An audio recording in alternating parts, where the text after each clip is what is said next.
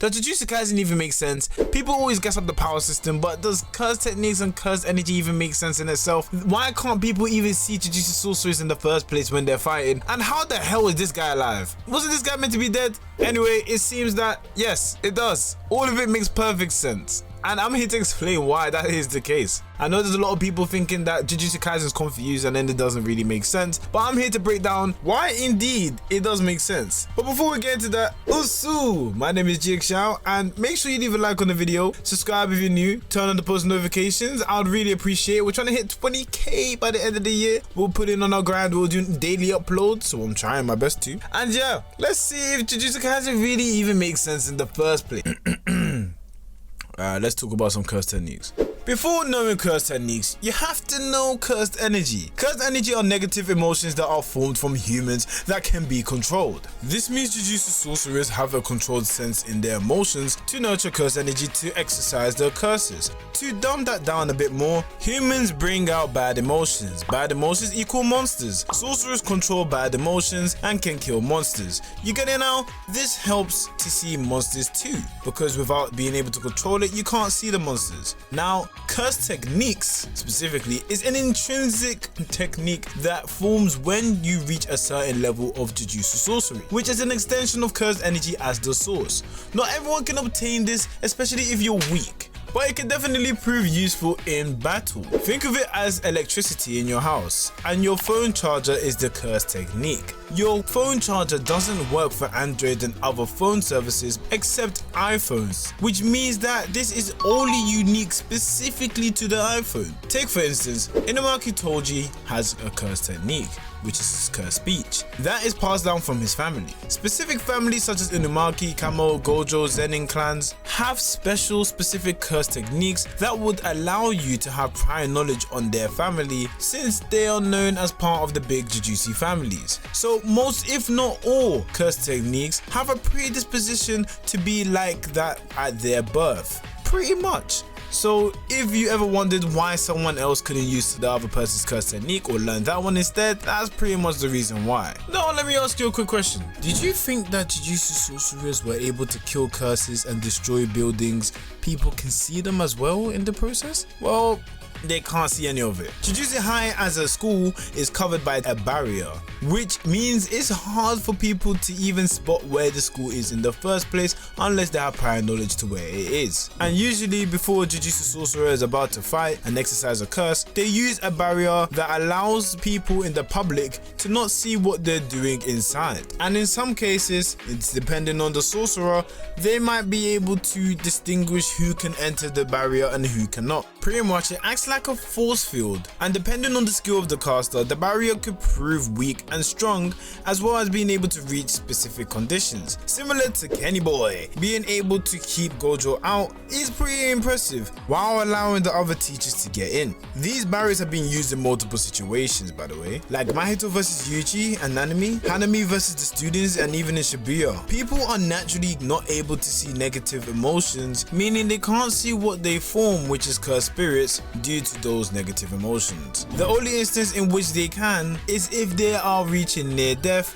which is pretty tough, I'm not gonna lie. Or they can kind of feel it as a presence. You know, sometimes they feel like someone's watching them, or something is over their shoulder or neck, you know, things like that. That's the only way they can notice them, but they will never know it is cursed spirits. But you know what everyone can see and everyone does know? That Gojo exists. Gojo is a problem in itself. So many people have things and confusion about Gojo, but it's pretty simple, and let me explain it.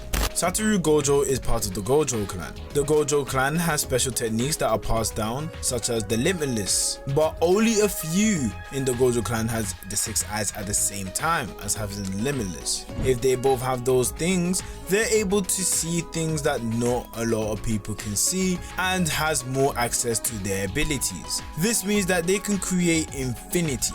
Now, without the 6 eyes, he would not be able to do this, because he's not able to see at an atomic level when he's controlling the cursed energy. In fact, even though he has the limitless, which is also a good storage and a good way to show that he has a lot of cursed energy as well, it actually doesn't mean much if you do not have the 6 eyes, which helps you use and minimize the little amount of cursed energy that you have to its full potential, which Satoru Gojo can do, and hence why he can do purple holo with the red convergence and the blue. Well, that's a little bit about Gojo, but what we really want to get into is how does the infinity work? So explanation of the infinity, to break it down into simplest form, is the space between him and the opponent. If the opponent tries to touch him, he can dictate if he wants the opponent to touch him or if he doesn't want the opponent to touch him. Because as he knows and confirmed, he has a reverse curse technique. Having the reverse curse technique allows his brain to refresh. That's how he's wired it. So automatically he doesn't have to do it manually. So because of this case, his infinity will always be active, even if he doesn't even want to think of it being active. It's active. Do you get what I'm saying? So he's always healing himself and always making himself better, refreshing his brain, making him not have to think about the process. In theory, everyone should be able to touch everyone, you know what I'm saying? But because of his ability, it's pretty much like 1 to 0. If you're trying to go from number 1 to number 0, if you split the number 1 to 0 as much as possible, there is maybe a way to reach 0 if you decide you want them to reach 0. But if you want to go forever, you could, which is part of why it's called infinity, because it has to be infinite numbers to actually reach the goal, which is to never reach the goal. It's pretty interesting. Write that down. So long story short, Gojo's infinity is the space between him and the opponent, and being able to reach him is practically impossible because he doesn't allow you to reach them. As he did with Jogo, he touched his hand and you grabbed it together, but he allowed it to happen. Before that, he didn't want it to happen, so every time he was going closer, it felt like he was never reaching, even though he's technically moving. As you can see, he's moving little bits, and that is pretty much what the infinity is. Gojo's pretty cool, I'll be honest. By the way, let me just do this time to interrupt and say, if you have anything that you might find confusing about Jujutsu Kaisen, write it down in the comments below. Someone will come and help you, and if not someone, it will be me, because I'm that guy. I'm Superman. So you might as well just put it down there, and then I'll try my best to answer it the best as possible, okay? But if we're going to speak about unexpected turn of events, let's talk about Yuji in the first episode. How on earth did this normal boy jump so high for no reason? Like, this will never not shock me, but it makes perfect sense. The reason it makes sense is pretty much because his mom, by the way, this is spoiler warning in case anyone doesn't want to get spoiled, is Kenjaku.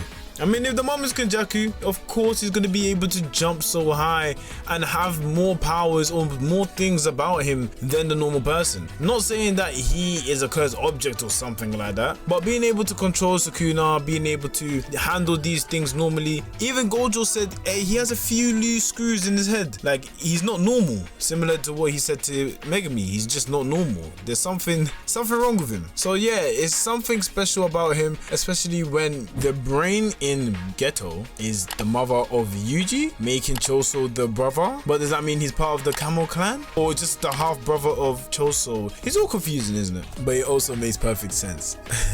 So that pretty much concludes the video. Yes, it is over. The video's over. I mean, there might be more things you might find a bit confusing about Jujutsu Kaisen. But if you want me to make a part 2, or if you want me to expand from this anyhow, tell me down in the comments down below. I might revisit this video again, who knows. Make sure you leave a like and subscribe on the video. And check out my other videos. I've been trying to upload daily, as you can see. And to the new and old people that come and visit my channel, Jana.